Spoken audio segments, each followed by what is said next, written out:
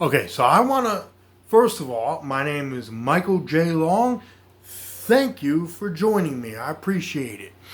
So today I want to talk about why I don't like the president, the current president, that being President Donald Trump. All right, so let me give you just a few insights as to why I don't like him. I'll give you a list so you can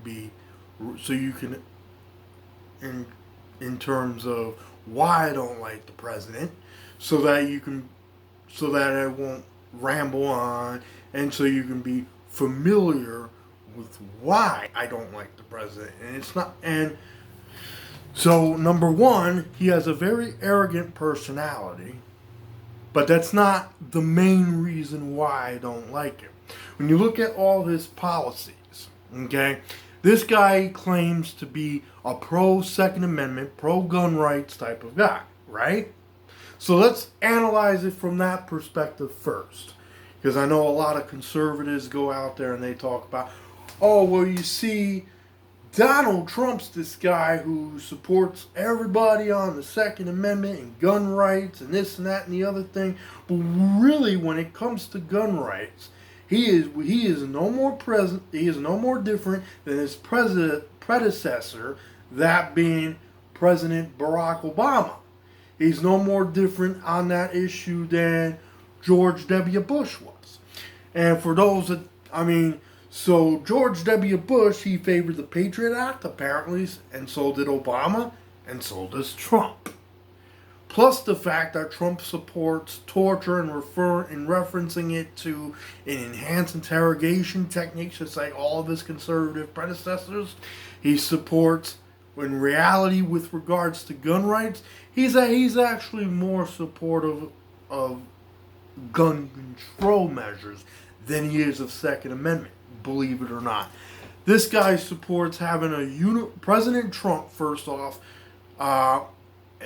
you can correct me if I'm wrong, but I believe, when you look at the latest news references, the president talking about how Chris Cuomo should not have a gun because he doesn't like what Chris Cuomo has to say, or that he could shoot someone in the middle of New York City and not lose a single vote, or I forget the exact quote, but I'm sure it's right around there.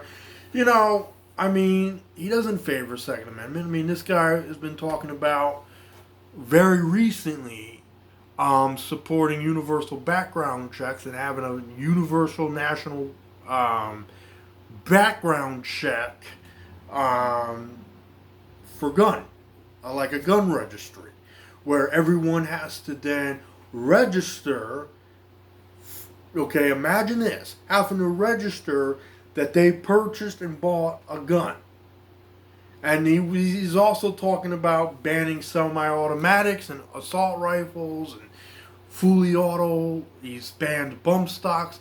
This guy does not support the Second Amendment under any circumstances whatsoever, okay? President Trump does not support your right to own a gun. Contrary to popular belief in terms of the conservative view, he supports the Second Amendment. No, he doesn't. He's been talking about it very recently, for the longest time, about how he feels that Chris Cuomo shouldn't have a gun, how he feels there should be universal background checks, and all this, and gun confiscation of assault rifles and semi-automatics and fully autos. This guy doesn't support your Second Amendment. You got to be kidding me if you think he does, after everything he stated about the Second Amendment.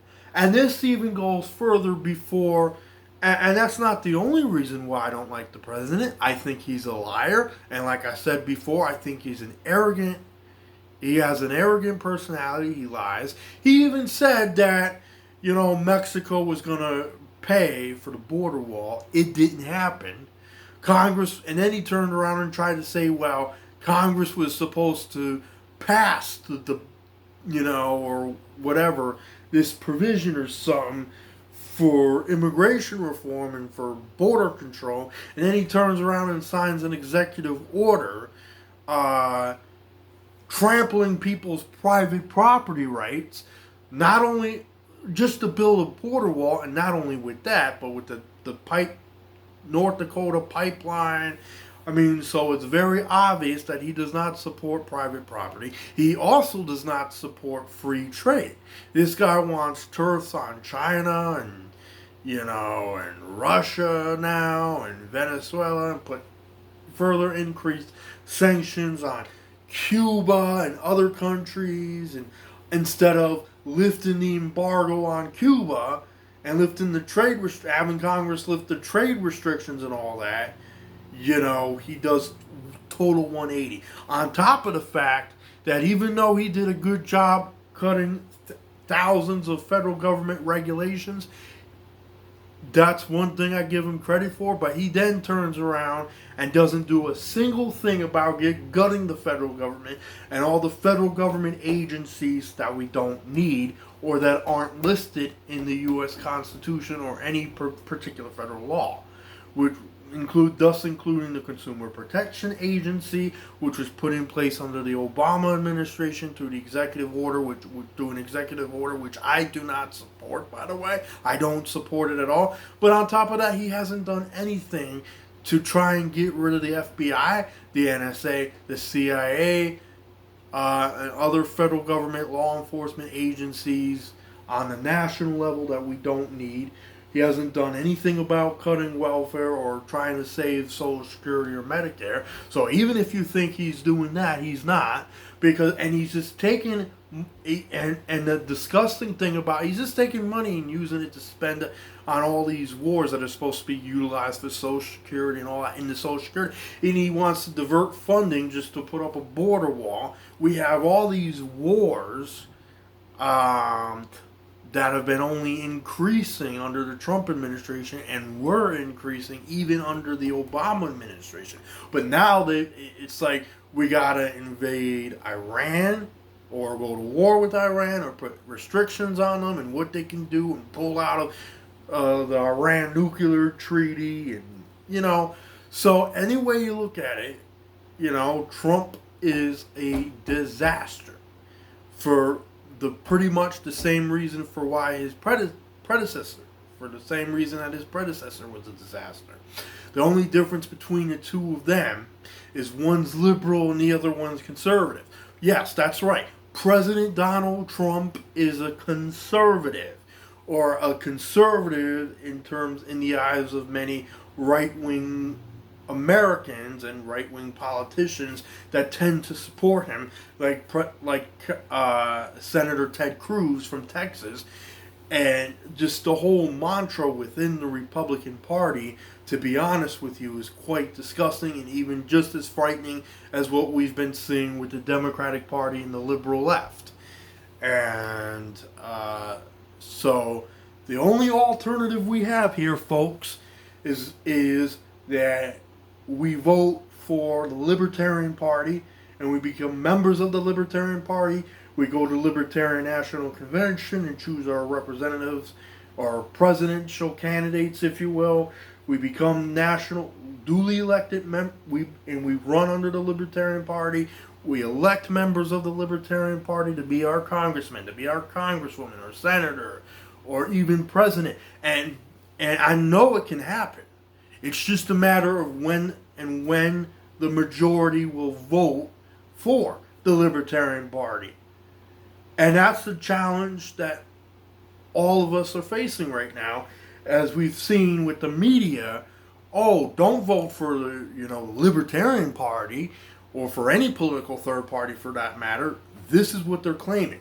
In the media, they're claiming that if you vote for the Libertarian Party, that you are deciphering the vote from the Republican Party and the Democrats will win. Okay? That's what the media throws in your face. And, guess what? The liberal media, like CNN, MSNBC, NBC, ABC, etc., they're going to claim the same thing that Fox News and the conservative right-wing media is claiming, including One America News, that if you vote for a third party will decipher votes from the Democrats, and then the Republicans will win. And quite frankly, I feel disgusted by it.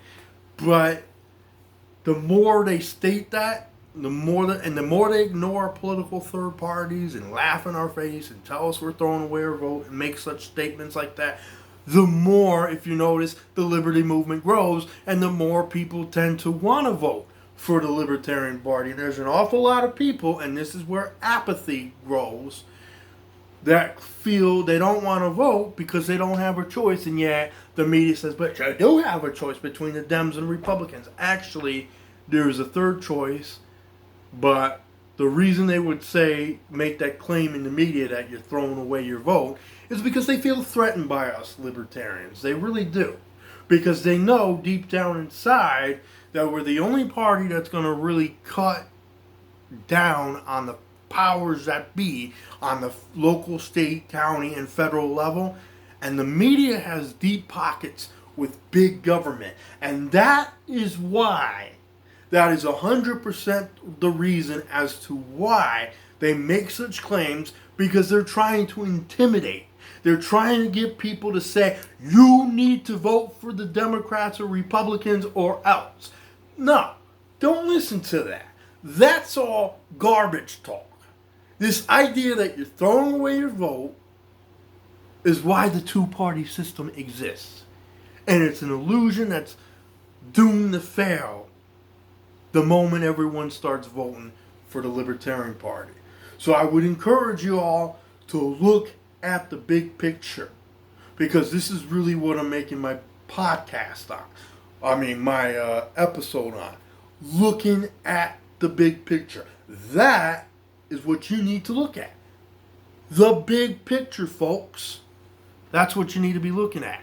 And if you're truly sincere about who you want to vote for, you could even vote for the Constitution Party if you feel you're conservative and the Constitution Party is what you want. But ultimately, if you feel you're a libertarian, we'll welcome you. Vote Libertarian, folks. We're the only party that cares about, immigration reform and civil liberties and, the free market. And if you care about such issues as we do, I would encourage you all to vote for the Libertarian Party and help out with forming local, reaching out to your state affiliates and, the national party and your state affiliate party within the Libertarian Party, and see what you can do to make an impact besides just voting.